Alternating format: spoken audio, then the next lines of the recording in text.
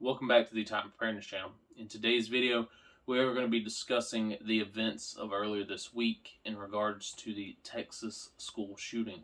Now, obviously, this is still a sensitive topic for many people, but I want to give you a up-to-date narrative because it has changed quite a few times. I also want to give my thoughts, my opinions for what they're worth, and I want to give you some other information that I've been hearing from different sides of the aisle, different sides of the argument, just in general as it regards to this event.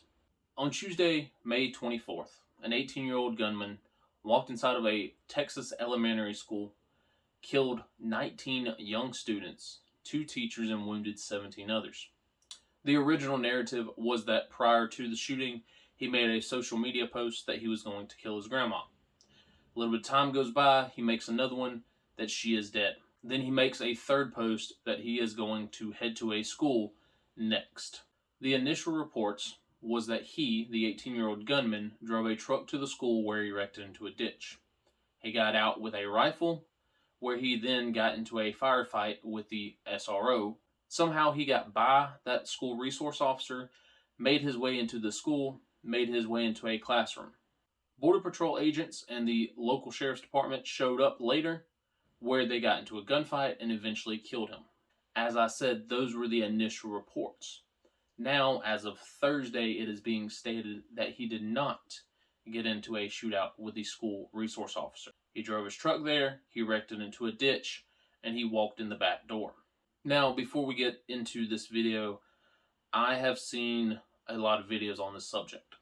I have seen a lot of videos of both angry and opinionated individuals on both sides of the aisle. So for this video, I want to give my thoughts and my opinions as two things. Number one, a dad who has an elementary age child, but more importantly, a husband to a elementary school teacher. So I have been in my wife's classroom when she was a teacher. I have been in there hanging out with the students. I've been in there delivering cupcakes, helping them out with whatever little party's going on. So I've spent more time in a classroom than most of y'all, than most parents of those students. Unless you're a school teacher or an assistant, chances are I've been in that classroom more than you have. When the initial reports came out that said that the SRO got into a shootout with the gunman, and somehow he made his way past the SRO, part of me was proud for the SRO because you did what you were paid to do. You did what you swore you would do. Protect the students, protect the faculty, protect the staff. Now, the reports are saying that the SRO never got into a shootout. So my question is, where the hell was the SRO? Hopefully, with all hope, the SRO was making his or her way to the event. But I can tell you, having arguments with the SRO at my wife's former school, the SRO is not always there. I can tell you that many SROs are SROs for a reason. Now, some of it is due to them being on the retirement end, and some of it is due to the inability. Some of them just want to be SROs instead of street cops. I get it. So you've got 3 lines here. Now, I'm not putting down any SRO, but there's been very few that have actually impressed me. So again, hopefully the SRO was at least at the school. Hopefully he or she was making their way to the incident. And hopefully they weren't up the road getting donuts and coffee. The initial report said that they got into a shootout. He snuck by. He got into the school. Why was the school not locked up? Why was it not closed down? My wife's old school, after school began, every door got locked and there was one way into the building, and that was through the front door. Could you make your way through it? Yeah, I don't want to be that hard, but it was the thought that counts. It was the idea that, hey, we're channeling people in through this because every other door is locked from the outside. So how did he make his way into the school? I can tell you, as a husband to an elementary school teacher, many classrooms, especially in elementary school, have 2 doors. One leads into the hallway, one leads outside to a playground. During school hours, those doors are supposed to be shut and locked. I have been to the school many times, and you can walk near the playground and see 8 out of every 10 doors wide open because it's a nice day outside, or because they just got back from recess, or because they're outside at recess, that's an open post. That's an open hallway. That is a breach. My job is in security. And I have gotten into an argument with the school SROs due to security. My job while I'm at work is to find breaches, is to find ways in so that we can stop them. We can block the avenues. We can engage if necessary. And myself and the school resource officer got into an argument because I told her I've seen better security at malls, that their school security plan was trash. Now, of course, she wouldn't let me in on all the information and what they do and the response and this and that and the other, but on paper, on surface level, it was trash. Again, a non-impressive SRO with a shitty security plan is not going to protect anything. Now, I brought up the second door because all the students were from the same classroom. And I don't know how much time that the teacher and the assistant or the two teachers had to lock up their room. It says that he came in from the south end. He didn't come in from the main entrance. He came in from the south end.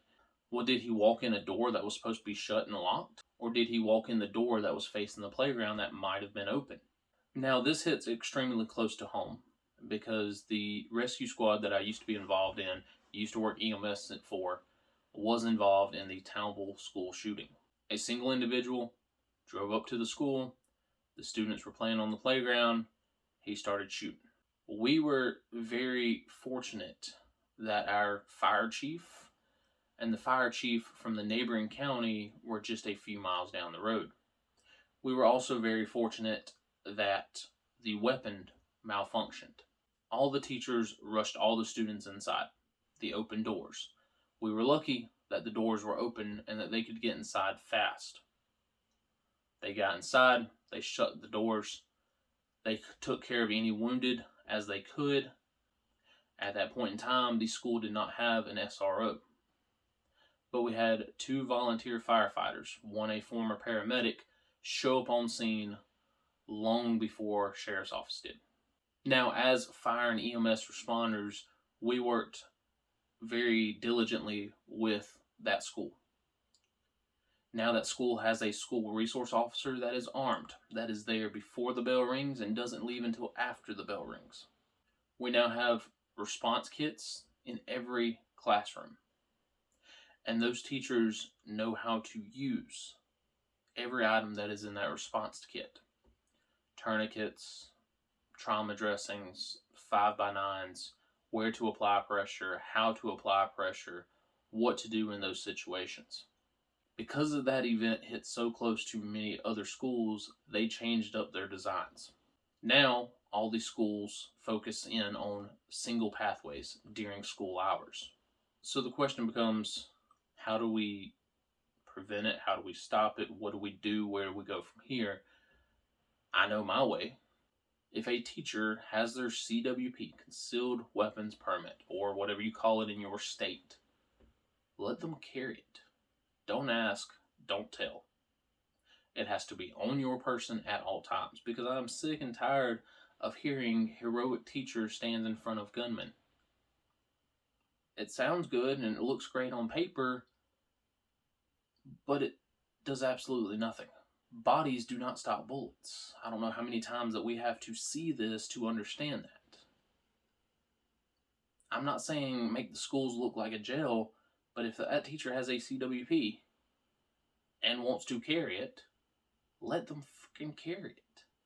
Not in a purse, not in a desk, not in a book bag, on their person at all times. The second thing that we could start doing instead of making our schools look like jails is BMS mag lock doors.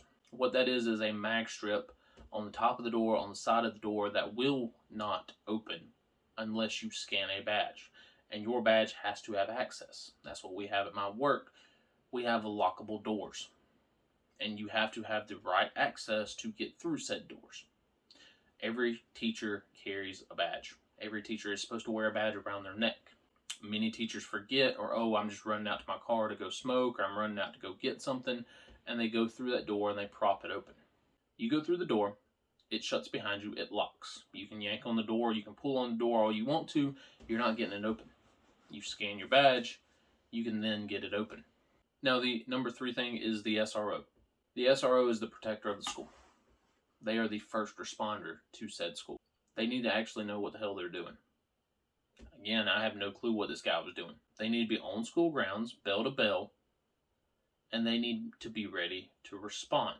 On their person, at a minimum, a plate carrier and a AR pistol. If you take a normal handgun pistol into a rifle fight, you're going to lose. If you take a AR pistol to an AR fight, you have a chance of winning. Should the school resource officer be scary? Abso-freaking-lutely. Should they walk around in tactical military gear looking all like they're in the damn deserts of Afghanistan? Yeah. I don't care how it looks to the students. I don't care how it looks to the outside world. It looks bad to a possible shooter. Do I want to go to this school and attempt this because that guy looks like he could eat me for lunch? He's also wearing a damn flak vest and he has an AR. Do I really want to go attempt this? Probably not. So that leads me to the next part of this video. What is coming next? Is President Biden coming for your guns? No. I 100% doubt it. The school shooting in Newtown, Connecticut happened under Obama's watch. Nothing changed. They talked about it. They talked about coming for your ARs. They talked about coming for your AKs. And nothing changed. Under the Trump administration, of course, the shooting in Las Vegas happened. And the biggest thing to come out of that was the ban of bump stocks. Now, bump stocks, in my opinion, were pieces of shit anyway. I think the biggest thing that's going to come out of this, you're going to see ammo shortages. Yet again, everyone and their brother thinks that Biden's going to come for your guns. So they're going to go out, buy a bunch of ammo, buy all the ammo they can, and maybe even pick up a few ARs to go along with it. It happens every single time one of these happens. The biggest thing I think is going to happen with this is that they're going to raise the rifle purchasing age. Maybe not the hunting rifles, the 22s, 30-06s, but your AR, AK style rifles. I think they'll raise it up to 21. Besides that, I don't see anything else changing. Chances are, by the end of midterm elections, we're going to have a couple more of these. And then when the election season rolls around in 2024, we'll have even more. They're going to keep happening, so you need to be ready. You need to arm yourself. You need to give your kids a first aid kit or a trauma kit. You need to learn how and why and when and where to carry. 2 things that the teachers need. A way to defend themselves, whether that be a baseball bat, a club, a daggum rifle, pistol, I don't care, and a trauma kit. If we're going to continue to send money to places like the Ukraine, Afghanistan, and Saudi Arabia, and whoever the hell else knows, but say your children's lives are not worth this money to defend the schools, to protect these schools, to have SROs, to have some sort of actual security protection measures, these are going to continue to happen. So again, kiss your kids goodnight, hug them a little bit tighter, tell them you love them, throw a tourniquet in their bag. Guys, that's all I got. Y'all be safe out there.